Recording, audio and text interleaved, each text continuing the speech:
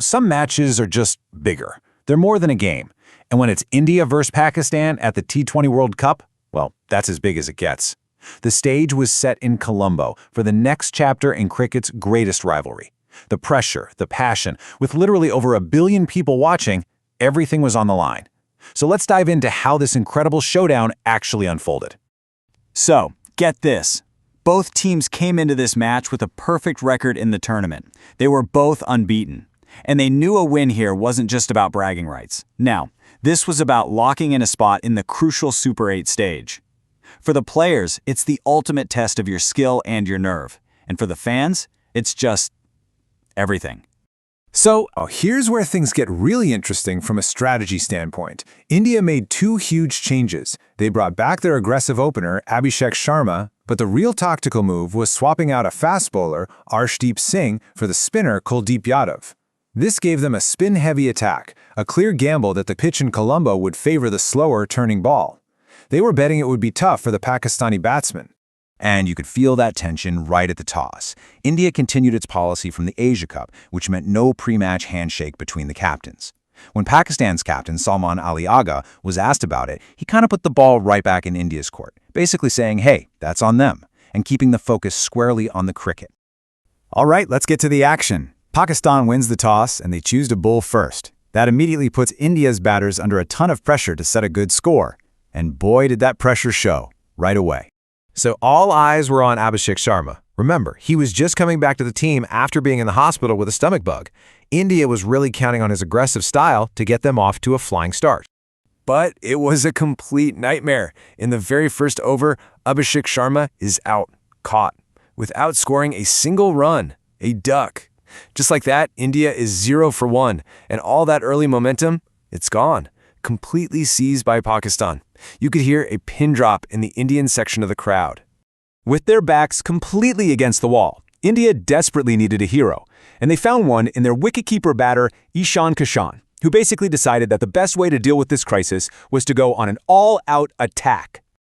I mean, just look at those numbers. Kishan was absolutely breathtaking. He smashed 77 runs from just 40 balls, an innings that was just packed with 10 fours and 3 sixes. He didn't just rebuild for India, he completely ripped the momentum away from Pakistan's bowlers. It was incredible to watch.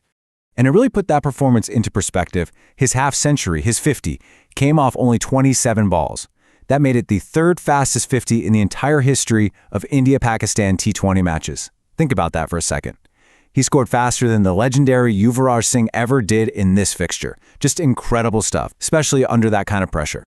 Now, he wasn't totally alone, of course. He got some solid support from Tilak Varma, who chipped in with 25, and the captain, Surya Kumar Yadav, who added 32. They made sure Kishan's brilliant start wasn't wasted, and together, they pushed India to a really competitive total of 175. So, the stage was set for the second innings. India had a pretty good score on the board, but you know the job is only half done. Now it was up to the bowlers to go out there and defend it. And they came out absolutely breathing fire. I mean, this game was basically decided in the first few overs of Pakistan's chase. Hardik Pandya got a wicket in the very first over, sending Farhan back for a duck. Then the master, Jasprit Bumrah, took over, getting rid of both Saim Ayub and the Pakistan captain. In what felt like a blink of an eye, Pakistan were just reeling at 13 for 3. And from there, it was really just a downward spiral for them. Usman Khan fought a brave lone battle, scoring a respectable 44, but he got almost zero support from the other end. The Indian bowlers were just relentless, and Pakistan were eventually all out for just 114. So this wasn't just a win, it was a statement. A totally comprehensive, dominant performance that sent a very clear message to every other team in this tournament. In the end, it really all boils down to this one number, 61. India won the match by 61 runs. See, it wasn't just a victory, it was a massive margin that really showed just how much better they were on the day. So what does this all mean? Well, let's look at the consequences. First, India officially punched their ticket to the Super 8s. Done. Second, this was their largest ever T20 victory over Pakistan in terms of runs. Third, it extended their unbelievable T20 World Cup record against them to 8 wins and just 1 loss. And for Pakistan, their path forward in this tournament suddenly looks very, very shaky. And who better to sum it up than the hero of the match himself, Ishan Kishan?